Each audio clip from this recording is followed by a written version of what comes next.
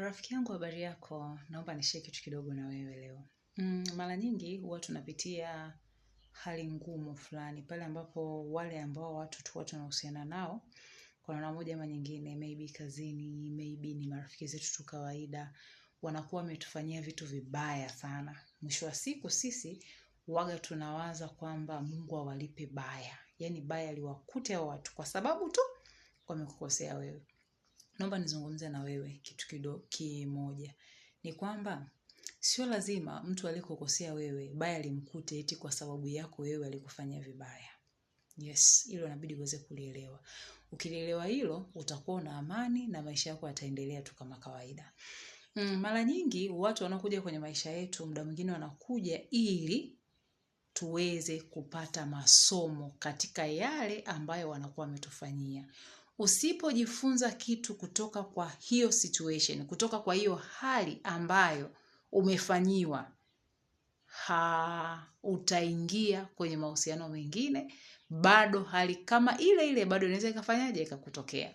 Kwa hiyo kipi cha msingi ambacho inabidi tuweze kukijua ni kwamba maisha ni zawadi tumepewa, na pia maisha tumepewa kila mtu na namna yake, yani kila mtu na bato yake, kila mtu kuna destiny ambayo inabidi afikie. Kwa watu ambao unakuwa unakutana nao, mara zote jifunze kuangalia, jifunze kupata masomo. Je, wapi wanakufikisha? Ukipata somo ndio namna ambayo unaweza ukafanyaje, ndio namna ambayo unaweza ukakua. Lakini muda mwingine pia tunapokuwa tuna watu katika maisha yetu, labda wametufanyia ubaya kwenye maisha yetu, mpaka labda tukavurugana urafiki wetu au mahusiano yetu yakavuruganika. Muda mwingine Mungu anajaribu kukwambia kwamba this is not a right man for you, this is not a right woman for you. Lakini pia muda mwingine sisi labda tungeendelea kuwa katika maisha yao, inawezekana wangeshindwa kufikia destiny zao. Hiyo pia ni possible. Ila pia kwako wewe inawezekana yule mtu angezidi kuwa katika maisha yako, inawezekana angekuchelewesha kufika kule ambako inabidi nini ufike. Kwa tujifunze kuwaachilia watu. Kuachilia huku tusiwaachilie kwa kinyongo kwamba wao baya litawakuta, hapana, kwa sababu kama umewaachilia ukaona wanazidi kufanikiwa, wewe ndio utakuwa muathirika wa kwanza. Wewe ndio ambao utaanza kuumia. Kwa nini baya lijamkuta? Kwa nini mambo yake yanazidi kwenda? Kwa nini anazidi kufanikiwa? Kwa nini nani? Sasa huo unakuwa ni nini? Ni uchawi. Utakuwa kama mchawi. Na wewe utazidi kupata hata magonjwa ambayo hukutarajia kupata. Kikubwa ni nini rafiki yangu? Tujifunze. Tuwe watu wa kujifunza kutoka kwenye situation mbalimbali ambazo tunakuwa tunapitia.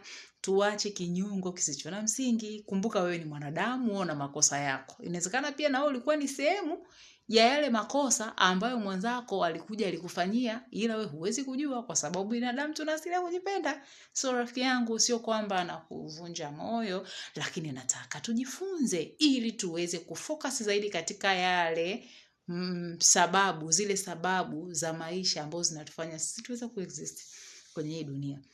Rafiki yangu mmoja naye alikujaga akashtaki, bwana mimi sio kuna moja mbili tatu, moja amenifanyia hivi na huyu amenifanyia hivi. Mimi nakwambia baya litamkuta.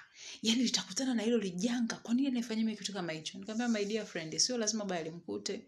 Akajisikia vibaya mara ya kwanza, lakini wakati naendelea kumcancel alikuja akakaa sawa. Na sasa hivi ameshakuwa mtu ambaye amejipata, mtu ambaye akiangalia nyuma anasema nimeelewa kwa nini sikuendelea kuhusiana na yule mtu. Kwa nini ile jambo lilitokea katika maisha yangu. Kwa alipata somo, alijifunza na sasa hivi mambo yake yameenda vizuri. Na kwako pia usiogope, usiteteleke. Mungu pamoja na wewe aweze akakuacha ili usiweke kinyongo kwa mtu.